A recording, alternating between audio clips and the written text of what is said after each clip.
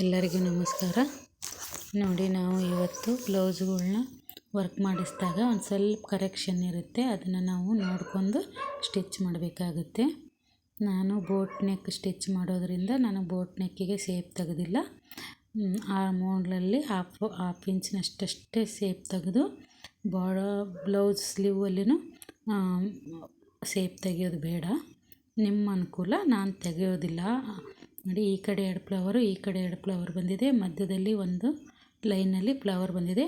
ಅದು ಚಿಕ್ಕೆ ಥರ ಒಂದು ಮೇಲ್ಗಡೆ, ಆಮೇಲೆ ಈ ಥರ ನೋಡಿ, ನಿಮಗೆ ಗೊತ್ತಾಗುತ್ತೆ.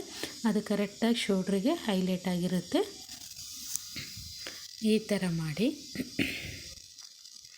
ಬಂದಾಗ ಈಗ ಇನ್ನೊಂದು ಸ್ಲೀವಲ್ಲಿ ನೋಡಿ ಈ ಥರ ಬಂದಿದೆ. ನಿಮಗೆ ಗೊತ್ತಾಗುತ್ತೆ, ನಾನು ಹೇಳೋದು ಬೇಡ, ಅಷ್ಟು ಗೊತ್ತಾಗುತ್ತೆ. ಈ ಥರ ಬಂದಾಗ ನಾವು ಎರಡು ಸಮವಾಗಿ ಹಿಡ್ಕೊಂಡಾಗ ನೋಡಿ ಹೈಲೈಟಲ್ಲಿ ಇಲ್ಲ ಫ್ಲವರ್ಸ್. ಸೊ ಅದರಿಂದ ಈ ಥರ ಬಂದಾಗ ಸೇಪ್ ತೆಗೆದ್ವಿ ಅಂದರೆ ನಮ್ಗೆ ಹೊಲಿಬೇಕಾದ್ರೆ ಕನ್ಫ್ಯೂಸ್ ಹಿಡಿಯುತ್ತೆ. ಯಾವ ಕಡೆ ಹಾಕಿದ್ರು, ರೈಟು ಲೆಫ್ಟ್ ಯಾವ ಕಡೆ ಹಾಕಿದ್ರೂ ಓಕೆ. ಬಟ್ ಒಂದು ಸ್ವಲ್ಪ ಹೈಲೈಟ್ ಆಗಿರೋದನ್ನು ನಮಗೆ ಒಂದು ಕಡೆ ಬಂದಿದೆಯಲ್ವ, 2 ಕೊಡಿ ಬಂದಿಲ್ಲ ಅಂದರೆ ಓಕೆ. ಒಂದು ಕಡೆ ಬಂದಿದೆ, ಒಂದು ಕಡೆ ಬಂದಿಲ್ಲ ಅಂದಾಗ ನೀಟಾಗಿ ಬಂದಿರೋದನ್ನು ರೈಟ್ ಸೈಡಿಗೆ ಹಾಕಿ, ಈ ಥರ ಇದು ಲೆಫ್ಟ್ ಸೈಡಿಗೆ ಹಾಕಿ ನೋಡೋಕ್ಕೂ ಚೆನ್ನಾಗಿರುತ್ತೆ. ನಮಗೂ ಕಸ್ಟಮರು ಏನು ಕೇಳಲ್ಲ. ಸೊ ಅದರಿಂದ ಒಬ್ಬೊಬ್ರು ಕಸ್ಟಮರ್ ನೋಡಿ ಈ ಥರ ರೌಂಡಾಗಿ ಬಂದುಬಿಟ್ಟಿದೆ, ಒಂದು ಫ್ಲವರ್ ಮೇಲೆ ಬಂದಿದ್ರೆ ಚೆನ್ನಾಗಿರ್ತಿತ್ತು ಅಂತಾರೆ. ಅದು ಜನರಲ್ಲಾಗಿ ಕಸ್ಟಮರ್ ನಮಗೆ ಕೇಳುವಂಥ ಕ್ವಶನ್ಗಳಿಗೆ ನಾವು ಆನ್ಸರ್ ಮಾಡುವಷ್ಟು ನಮ್ಮ ಕಡೆ ಕ್ಲಿಯರಾಗಿರಬೇಕು. ಸೊ ಅದರಿಂದ ಈ ಥರ ಮೊದಲೇ ಸೇಪ್ ತೆಗಿಬೇಡಿ, ಸೇಪ್ ಎಲ್ಲ ಅಟ್ಯಾಚ್ ಮಾಡ್ಕೊಳ್ಳಿ. ಇದನ್ನು ನಾವು ಯಾವ ಕಡೆ ಹಾಕಬೇಕು ಅನ್ನೋದಿರುತ್ತೋ ಆ ಕಡೆ ಬರೋ ಹಾಗೆ ಲೆಫ್ಟಿಗೋ ರೈಟಿಗೋ ಹಾಕುವಾಗ ಅಷ್ಟೇ ಲೈಟಾಗಿ ಒಂದು ಸ್ವಲ್ಪ ಸೇಪ್ ತೆಗೆದ್ರೂ ಓಕೆ. ಸೇಪ್ ತೆಗ್ದಿಲ್ಲ ಅಂದರೆ ಏನೂ ಆಗೋಲ್ಲ. ಆಲ್ಮೋಸ್ಟ್ ಇವಾಗ ವರ್ಕ್ ಬ್ಲೌಸುಗಳು ಟೈಟಾಗಿ ಯಾರೂ ವೇರ್ ಮಾಡಲ್ಲ. ಕರೆಕ್ಷನ್ ಮಾಡ್ಕೊಳ್ಳಿ. ಬಿಗಿನರ್ ಇದ್ದರೆ ನಿಧಾನಕ್ಕಿಲ್ಲೇ ನೋಡ್ಕೊಳ್ಳಿ. ನಮ್ಮ ಚಾನಲ್ನ ಇನ್ನೂ ಸಬ್ಸ್ಕ್ರೈಬ್ ಮಾಡಿಲ್ಲ ಅಂದರೆ ಸಬ್ಸ್ಕ್ರೈಬ್ ಮಾಡ್ಕೊಂಡು ವಿಡಿಯೋ ನೋಡಿ. ನಿಮಗೇನಾದರೂ ನಾವು ಹೇಳುವಂಥ ಟಿಪ್ಸು ನಿಮ್ಗೆ ಅನುಕೂಲ ಆಗಿ ನಿಮಗೂ ಒಂದಿನ ಅಲ್ಲದೆ ಇನ್ನೊಂದು ದಿನಕ್ಕೂ ನಿಮ್ಗೆ ಯೂಸ್ ಆಗುತ್ತೆ ಅನ್ನೋದಿತ್ತು ಅಂದರೆ ಲೈಕ್ ಮಾಡಿ.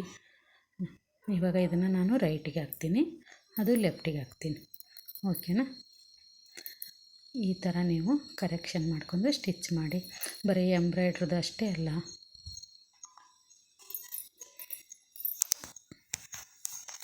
ಈ ಥರ ಫ್ಲವರ್ಸ್ ಬಂದಿದೆ. ಬೋಟ್ ನೆಕ್ಕಿಗೆ ಇನ್ನೊಂದು ಪ್ರಾಬ್ಲಮ್ಸ್ ಹೇಳ್ತಾ ಇದ್ದೀನಿ ನೋಡಿ. ಇದನ್ನ ಹಾಕಿದ್ರೆ ತುಂಬ ನಿಧಾನಕ್ಕಿಲ್ಲ ನೋಡ್ಕೊಳ್ಳಿ. ನೋಡಿ, ಈ ಥರ ಲೆಂತ್ 14 ಬರಬೇಕು ಅವ್ರಿಗೆ. ಇದನ್ನೊಂದು ಸ್ಟಿಚ್ ಮಾಡಿದರೆ 13 ಬರುತ್ತೆ. 1 ಇಂಚ್ ಗ್ಯಾಪ್ ಬರುತ್ತೆ, ಹೊಲಿಬೋದು.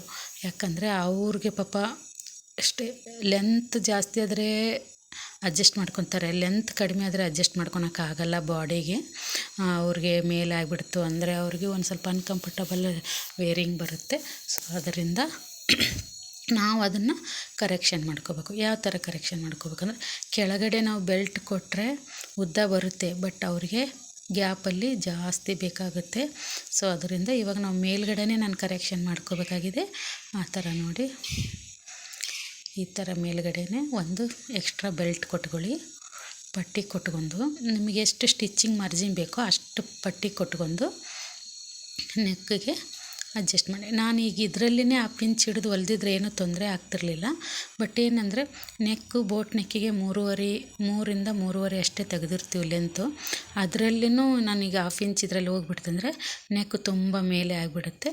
ಸೊ ಅದರಿಂದ ನಾನು ಈ ಥರ ಬೆಲ್ಟ್ ಕೊಟ್ಕೊಂಡಿದ್ದೀನಿ. ನೀವು ಈ ಥರ ಪ್ರಾಬ್ಲಮ್ಸ್ ಬಂದಾಗ ಈ ಥರ ಬೆಲ್ಟ್ ಕೊಟ್ಕೊಳ್ಳಿ. ಅದು ಕಾಣಿಸಲ್ಲ, ನಾವು ಸ್ಟಿಚ್ ಮಾಡುವಾಗ ಮೇಲ್ಗಡೆ ಸ್ಟಿಚ್ ಮಾಡ್ತೀವಿ, ಫ್ರಂಟು ಬ್ಯಾಕು ಅಟ್ಯಾಚ್ ಮಾಡ್ತೀವಲ್ವ, ಸ್ಟಿಚ್ ಕಾಣಿಸಲ್ಲ.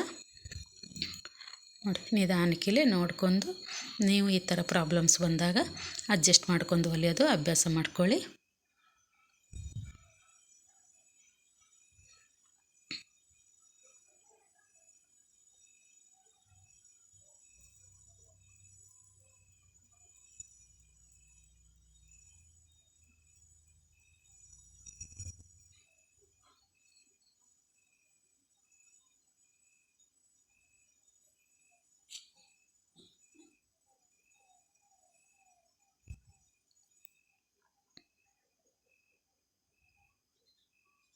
ನಾನು ಅಟ್ಯಾಚ್ ಮಾಡಿದ್ದೀನಿ ನೋಡಿ. ಈ ಥರ ಕಾಣಿಸಲ್ಲ ನೋಡಿ, ಕಾಣಿಸ್ತಾ ಇದೆಯಾ? ಕಾಣಿಸ್ತಾ ಇಲ್ಲ. ಸೊ ಅದರಿಂದ ನೀವು ಹೀಗೆ ಮಾಡಿ. ಥ್ಯಾಂಕ್ ಯು, ಧನ್ಯವಾದಗಳು.